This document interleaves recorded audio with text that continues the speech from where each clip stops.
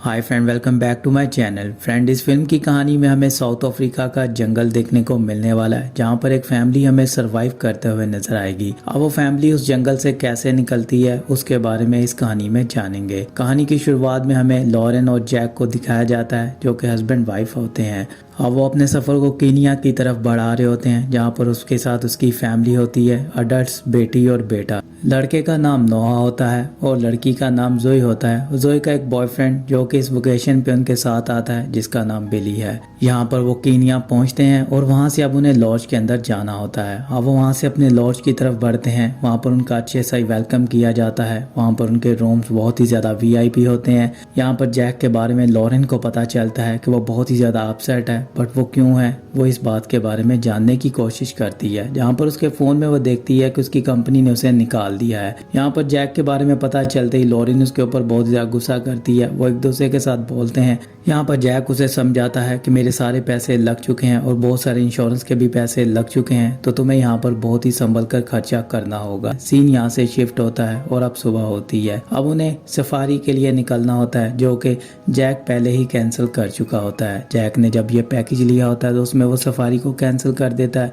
But यहाँ पर अब किसी को भी इस बारे में पता नहीं होता है। अब सब लोग सफारी के लिए तैयार होते हैं, पर वहाँ पर जैक अपने दोस्त लूकस से बात करता है, जो कि यहाँ का इंतजामिया होता है। उससे बात करने पर लूकस उसे कहता है तुम्हें और पे करना होगा। जब वो उसे पैसे बताता है तो वहाँ पर जैक उसे उस सफारी लेने से मना कर देता है। अब जैक अपना वहाँ से प्राइवेट जाने का फैसला करता है, जो कि उसकी फैमिली को नहीं पता होता है। अगर वो कंपनी के साथ जाता है तो वहाँ पर उसके साथ गनमैन भी आते हैं। अगर वो कंपनी के साथ नहीं जा रहा है, प्राइवेट जाता है, तो जैक को अकेले ही जाना होगा, जहाँ पर उसके साथ गनमैन्स नहीं जाएंगे। अब ये जैक का बहुत बड़ा रिस्क होता है। वो अपनी फैमिली को नहीं बताता है, बस वो उन्हें इतना कहता है कि हमें खुद इंजॉय करना होगा। वहाँ पर जैक अपनी वैन में उनको लेकर बैठ जाता है, जहाँ पर वो कुछ पानी की बोतल्स को पकड़ता है। वहाँ पर जोई उसे कहती है कि यहाँ पर कांच की बोतलें चलती हैं और हमें प्लेनेट को सेव करना है। वहाँ पर जैक उन प्लास्टिक की बोतल्स को रख देता है और उन कांच की बोतल्स को लेकर गाड़ी में बैठ जाता है। अब अपने सफर को आगे बढ़ाते हैं। यहाँ पर जैक थोड़ी देर के लिए एक टूल पर रुकता है। अपनी गाड़ी को ट्रैक करवाने के लिए उसे वहाँ पर एंट्री करवानी होती है, जिससे जैक वहाँ पर एंट्री नहीं करवाता है और वहाँ पर जैक उस गाड़ी को बिना एंट्री करवाए निकल जाता है।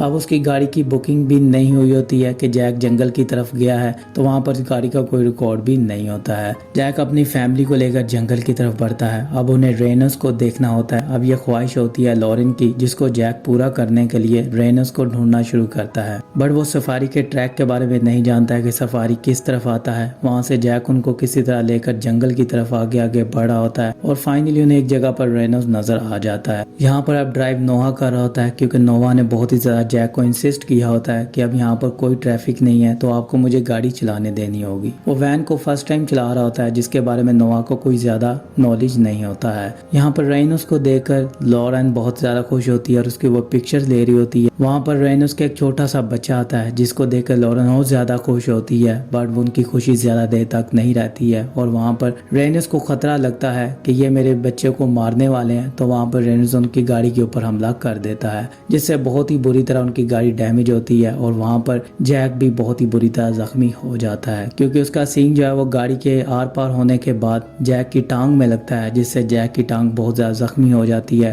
रेनस को बहुत ही ज्यादा गुस्सा आ रहा होता है और उनकी गाड़ी को वो पूरी तरह पलट देती है। अब वहाँ से रेनस अपने बच्चे को लेकर चली जाती है। अब जैक के पास कोई ऑप्शन नहीं होती है। वो गाड़ी को खड़ा करने की कोशिश करता है, बट गाड़ी उनसे खड़ी नहीं हो रही होती है, क्योंकि गाड़ी का वेट बहुत ज्यादा होता है और वहाँ पर 2 लेडीज होती हैं और 3 लड़के होते हैं, जिनमें से अब जैक तो जख्मी हो चुका होता है। अब जैक बहुत ज्यादा कोशिश करने के बाद उस गाड़ी के अंदर बैठ जाता है, क्योंकि उनके ऊपर कुछ नेवलस हमला करते हैं, जिनके हम लगड़ बगड़ भी बोलते हैं। वो उनको मारने की कोशिश करते हैं, जबकि वो वहाँ पर ग्रुप में आए होते हैं। जैक अपनी गाड़ी में काफी ज्यादा वेट करता है और वेट करने के बाद वो एक प्लान बनाता है कि हमें अपने मोबाइल पर सिग्नल लाने होंगे, हमें किसी ऊंची जगह जाना होगा। पहले जैक वहाँ पर जाने का फैसला करता है। जोई उसे कहती है कि मैं जाऊंगी। अब जंगल बाहर बहुत ही ज्यादा जानवरों से भरा होता है और बहुत ही ज्यादा खतरा होता है, जिस पर अब बिली और नोहा कहते हैं कि हम दोनों जाएंगे एक साथ और वहाँ पर हेल्प लाने की कोशिश करेंगे। जैसे ही फोन पर सिग्नल आएंगे हम उन्हें कॉल करके अपने पास बुला लेंगे, क्योंकि उनकी गाड़ी का रिकॉर्ड पीछे नहीं होता है, जिसकी वजह से उन्हें कोई ढूंढने भी यहाँ पर नहीं आने वाला होता है। बट अब वहाँ से नोहा और बिली निकलते हैं और अपने सफ़र को आगे बढ़ाते हैं और एक पहाड़ की चोटी पर जाकर खड़े हो जाते हैं, जहाँ पर सिग्नल लाने की वो कोशिश कर रहे होते हैं, पर वहाँ पर सिग्नल नहीं आते हैं। वहाँ पर एक बिग कैट आती है जिसे हम लेपर्ड कहते हैं, बिली के ऊपर हमला करती है और बिली को वहाँ से लेकर चली जाती है। वहाँ पर नोहा कुछ भी नहीं कर पाता है और डरते हुए भागते हुए वहाँ से वो वापस वैन की तरफ आता है, जहाँ पर वो वैन में आकर सबको बताता है कि बिली नहीं रहा है, उसे एक बिग कैट आकर ले गई है। यहाँ पर यह बात सुनकर जोई बहुत ही ज्यादा रोना शुरू कर देती है। अब उसे कुछ भी समझ में नहीं आ रहा होता है कि आखिरकार यहाँ पर क्या होगा, क्या वो भी बचेंगे या फिर नहीं। दूसरी तरफ उनके ऊपर बार बार लगड़ बगड़ आकर हमला कर रहे होते हैं। उससे किसी तरह बचने के लिए, वहाँ से निकलने के लिए उनके पास एक ही ऑप्शन होता है कि हम यहाँ से जाएंगे और पैदल अपने सफर को आगे बढ़ाएंगे और रास्ता ढूंढने की कोशिश करेंगे। वहाँ से एक वो मैप लेते हैं और अपनी वैन से निकल जाते हैं। वहाँ से निकलते हुए जंगल की तरफ बढ़ते हैं, जहाँ पर उन्हें एक रेनोस मरी हुई नजर आती है, जिसका एक छोटा सा बच्चा भी नजर आता है। रेनोस के सर से सींग गायब होता है, मतलब यहाँ पर शिकारी हैं जो रेनोस का शिकार कर रहे हैं और हाथियों का शिकार कर रहे हैं। अब वो भी बहुत ज्यादा खतरनाक होते हैं, अब उनसे भी बचना होता है। वहाँ से वो अपने सफर को आगे बढ़ाते हैं और नदी के पास जाकर पहुँचते हैं। अब नदी के आगे कोई उनको रास्ता नजर नहीं आ रहा होता है। नदी के पार एक रास्ता होता है जहाँ पर उन्हें जाना होता है, बट नदी के अंदर वो नहीं जा सकते हैं। थोड़ी देर के बाद फिर से वहाँ पर लगड़ बगड़ आ जाते हैं। अब लगड़ बगड़ से बचने के लिए इधर उधर वो भाग रहे होते हैं, बट उनकी किस्मत बहुत ही ज़्यादा अच्छी होती है। वहाँ पर कुछ शिकारी आ जाते हैं, जिनमें से एक का नाम मिच होता है, जो कि उनको एयरपोर्ट पर पहले मिल चुका होता है। अब मिच उनको आकर बचाता है। यहाँ पर लॉरेन की तबीयत बहुत ही ज़्यादा ख़राब हो चुकी होती है, क्योंकि इंसुलिन ना लेने की वजह से उसकी शुगर बहुत ही ज़्यादा हाई हो जाती है, जिससे वो बेहोश होने वाली हो जाती है। फाइनली वहाँ पर लॉरेन बेहोश हो जाती है और वहाँ से मिच उसे लेकर अपने चार्ली दोस्त तक पहुँचता है। यहाँ पर जोई की नज़र एक बैग पर पड़ती है जिसमें बहुत ज़्यादा सींग होते हैं, जिनको देखकर जोई को समझ में आ जाता है कि ये शिकारी हैं और ये हमारी हेल्प नहीं करने वाले हैं। वहाँ पर चार्ली उसे बोलता है कि तुम्हें ये नहीं देखना चाहिए था, अब हम तुम्हारी हेल्प भी नहीं कर सकते हैं। वहाँ पर लॉरेन बेहोश पड़ी होती है, जैक बहुत ही ज़्यादा जख्मी होता है, वो उन्हें बांध देते हैं और वहाँ पर मिच कहता है कि हम तुम्हें यहाँ पर बांध कर चले जाएंगे, थोड़ी देर के बाद तुम्हारी पत्नी भी मर जाएगी और यहाँ पर तुम्हें आकर जानवर खा लेंगे, तो हमें ज़्यादा रिस्क नहीं लेना होगा, तो हमें यहाँ से जाना है। अगली सुबह हम यहाँ से निकल जाएंगे और तुम यहाँ पर वेट करना। दूसरी तरफ हम चार्ली को देखते हैं, जो किसी तरह वहाँ से बचकर वैन के अंदर आ चुका होता है, क्योंकि वो कैट उसे खाती नहीं है। वहाँ पर वो उसका बस शिकार करती है, उसे खतरा लग रहा होता है। चार्ली वैन के अंदर बेहोश पड़ा होता है, जहाँ पर एक कपल आता है और चार्ली को लेकर वो चले जाते हैं। चार्ली की यहाँ पर जान बच चुकी होती है। वो चार्ली को लूकस के पास लेकर जाते हैं। लूकस उसका इलाज करता है